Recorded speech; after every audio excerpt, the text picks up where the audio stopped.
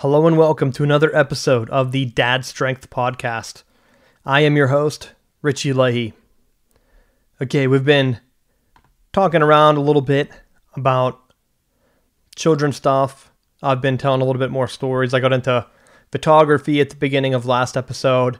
That kind of went a little bit long, so I actually put it in the title. I really don't like to do that.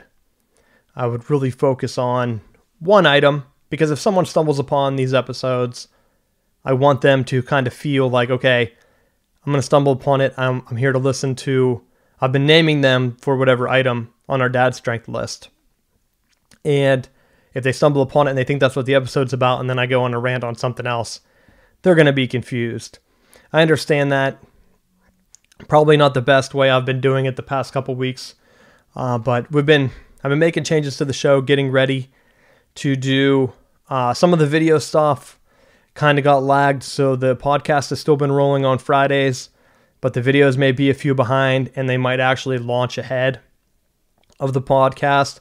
I'm probably going to try to schedule them out on YouTube because I've been recording them all in bulk and just getting ready to finish our list. So the essential items for dads or parents, new parents, they are going to be the top 25. I have the items picked out. They are on the list. So you can go to ranker.com, search, I think it is still Dad Strength in the title. So if you search Dad Strength, you should be able to find it. If not, search essential items for dads or parents, and it should come up. And then you can rank the items up or down. So once we're done with the podcastings of that, then we're going to go ahead and I'll post the final list. But I wanted to get everything up there because some things had votes, some didn't. We only had a few votes so far, and I know people might have been waiting to go ahead and vote for their item. But we're going to get into it today. Probably be another shorter episode just focusing on the item on our list, and that's probably how it's going to go for the rest of our list.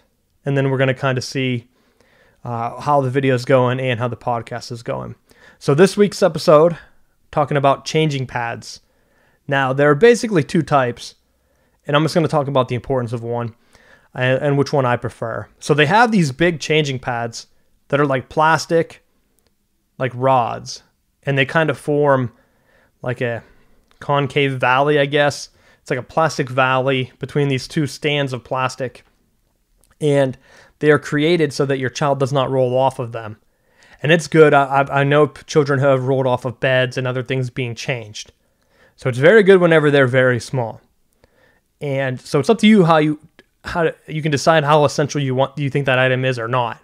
But whenever they're in there, they need to be secured in. So there is like a belt component that they can connect directly to the desk, like you can chain them in, basically like a seatbelt, to keep your stand on the desk. Now our desk that we had ours on didn't work for that purpose. I'll just throw that out there.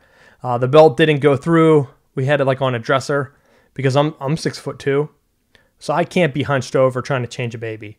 I need to be standing up. Like I don't need my back to get tweaked or something in the middle of the night when I'm half asleep. Pull a muscle on my back because I'm trying to change a diaper. So I like to have it up just because I don't like to bend over. So I go ahead and put it up on the high table. And so that's where we had it. There's just no way to really strap in. Now, you could use it to strap your baby in, I guess, too. That's kind of how I used it, too. But you can also just strap it to, like, a post or something. So what we had was, there was, like, a little thing that we connected it to just so that it didn't slip all the way off. And that worked well. But after a while, see, I just said I was tall. I don't like bending over, but I don't mind getting down. So my other option was to just kneel down and sit on the floor. I have no problem with that. I actually prefer to sit on the floor than to sit at like a desk. To me, that's like a cramp. Like that's not a natural position. Sitting on a chair is not natural. That's why I think a lot of people who sit all day have back problems. But I don't know. So the other option would be to get a changing pad that is flat. Now this has been a lifesaver and the actual style that I prefer. And what I mean by a flat changing pad is, I think their actual name is called a travel changing pad. And it is a waterproof pad, basically, that is able to be folded. The one I have folds, I think, 4 times. It folds 1 on each side, so that's 2, and then it folds 2 more times up into sort of like some type of purse would fold up, I guess. And it's like a travel carry-on type thing. So you have this, and I throw it in my diaper bag, a huge lifesaver. And to me, I prefer this to the ones that I earlier described that have the plastic tubing and are concave to prevent your child from rolling off of the desk. Because to me, if you have a changing pad, your child's not going to fall if you get down and sit on the floor. And that brings me back to my other point. I didn't mind getting down, and I understand some parents, especially the mothers after just giving birth, they're not going to have the physical capabilities to probably be moving around. Maybe a C-section's even worse on the body because it's major surgery. So you're going to have healing wounds, and you're not going to be that flexible. And I understand that. Maybe you want the changing pad, but right now we're just looking at changing pads. So get the one that you can attach to a desk. That way you don't have to bend over. And then you're good, because then you're able to see your child's up at eye level. But as soon as you get healed and your child starts to move around a little bit, I always change our daughter on the floor. It's just easier for me. I will take the 2 or 3 seconds out of my day to kneel down, lay on the floor, grab her diapers. We actually have the diapers and everything, the diaper baby wipe warmer, which I brought in before. They are sitting on the floor underneath our entertainment center. And so I just pull everything out whenever I need the changer, plop down the changing pad, and then we change her right there on the floor. And I love the travel changing pad, and it's been a big lifesaver because we take trips, go to sporting events, all type of other activities. I can change her right in my truck, and I don't have to worry about going into a restaurant that doesn't have a changing pad. And so, like, for an example, we went to Wendy's, and I never eat fast food because I don't like it, but I thought, well, this is kind of like the better of the options that we had fast food wise. We go in there, it's supposed to be a family styled restaurant. They had some weird TV shows on, and they had no changing pit table. It's unacceptable. If you're supposed to be a family restaurant, even though it's fast food, they don't have a changing table. That's why you need the travel changing pad, because you're not going to, no way are you going to lay your child down on the dirty floor of some fast food restaurant, which is basically Wendy's. Wendy's is fast food, even if they don't want to admit it. And I'm able to just go back out to my truck, throw it on the changing pad on the driver's seat, and change her. Throw it in the back seat. I think we usually do the back seat because the back seat's actually a little bit flatter in my truck. The front 2 seats are kind of like tilted, so it's kind of awkward for her. And actually, that's where she first was able to stand up. So we stopped to get food on one of our other trips. Maybe it was gas, I don't remember. And so we were stretching out, and I had her laying on the seat, and she kicked off the backrest of the seat, laying flat, like with her head towards the steering wheel.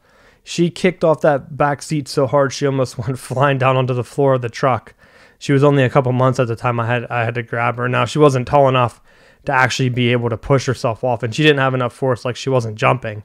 But she propped her legs up and just pushed right off, and I was very impressed by that. And I actually had her do it a few more times. I actually got a video of her doing it because I was impressed that she had enough leg strength at a few months. I want to say she was only, was it 3 months? 3 months she did that, I think. Yeah, because it's October, November, December. So probably about three and a half months, somewhere around there. It was around Christmas, and she was born in September, whenever this podcast started the year before. So she pushed off, and that was the first start to her building some leg strength. I think that's why she walked a little bit early, because I always had her standing up on my lap, and that helped build her strength. She was able to stabilize herself early on. And so we're going to go ahead and wrap it back up, circle back around. Today's item for the essential items for dad is a changing pad. And again, the changing pad, like I said, it's great to have. Everybody needs one. And then you can have it and lay it right there on the floor. Get a travel one. If you don't like the ones that they prop up now, they're probably both pretty cheap. If I had my choice, I'd only get the travel one just because it's on there. But it's a pretty essential item. Because other than that, if your child takes a poop, what are you going to do? How are you going to stop it from getting on your floor, on your bed, on your clothes? The changing pad, it's waterproof, whatever. They have right there, get some poop on it. You just wipe it right off with a wipe, fold it back up, and it is good to go. And you can wash them off in the shower. Whatever you need to do to clean it off, it's waterproof. Do whatever you need to do. So that's it for this week's episode. Again, sorry if there's been confusion. I had some comments again.